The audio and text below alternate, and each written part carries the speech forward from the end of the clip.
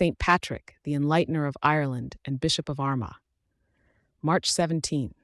After enduring slavery in Ireland, St. Patrick returns as a bishop to bring the light of Christ to the very people who had once held him captive. A heads up in the spirit of transparency. Please be advised that this content may include slavery, hardship, violence, death. St. Patrick, the Enlightener of Ireland and Bishop of Armagh, was born patricius in Roman Britain around the year 387.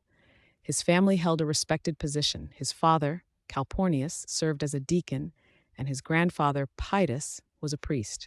Despite this Christian heritage, Patrick did not embrace a devout life in his youth. At the age of 16, a pivotal event altered the course of his life. Irish raiders captured Patrick and transported him to Ireland, where he was sold into slavery. He spent 6 years as a shepherd, likely in County Antrim, enduring significant hardship, hunger, and isolation.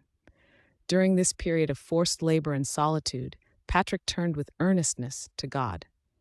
He prayed constantly, both in the fields and on the mountains, and his faith deepened profoundly. He later recorded in his Confessio that the love of God and his fear grew in me more and more, and the faith grew in me, and the spirit was roused, so that, in a single day, I have said as many as 100 prayers, and in the night, nearly the same. This time of trial became a period of intense spiritual development for him. After 6 years, Patrick received a clear divine directive in a dream, instructing him to prepare for his return home.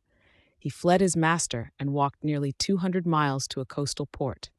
There he found a ship ready to sail and, after persuasion, secured passage. Following a difficult journey, he was reunited with his family in Britain. Back in his homeland, Patrick began to prepare for the priesthood.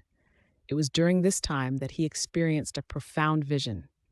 A man named Victoricus appeared to him from Ireland, carrying a collection of letters. As Patrick began to read one, he heard what he described as the voice of the Irish, crying out, "We appeal to you, holy servant boy, to come and walk among us." This vision confirmed his mission, to return to Ireland and preach the gospel to the people who had once enslaved him. Patrick dedicated several years, possibly as many as 15, to ecclesiastical training in Gaul. He pursued studies at the monastery of Lerins and later under the guidance of Saint Germanus, the holy bishop of Auxerre. It was in Gaul that he received ordination as a bishop, specifically for the mission to Ireland. Around the year 432, St. Patrick commenced his missionary work in Ireland.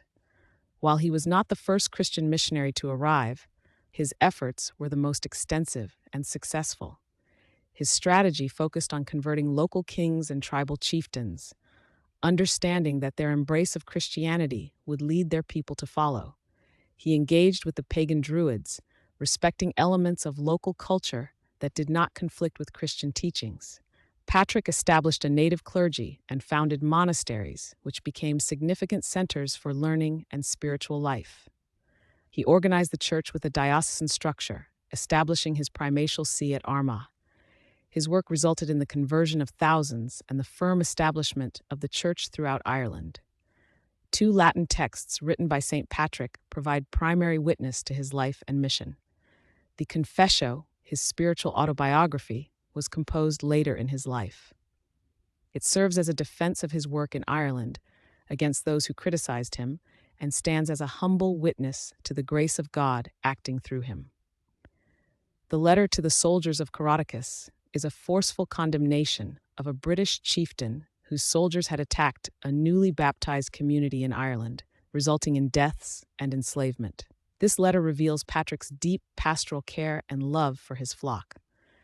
After a long and dedicated life of service, St. Patrick reposed in the Lord on March 17, 461. He is believed to be buried at Downpatrick in County Down, Ireland.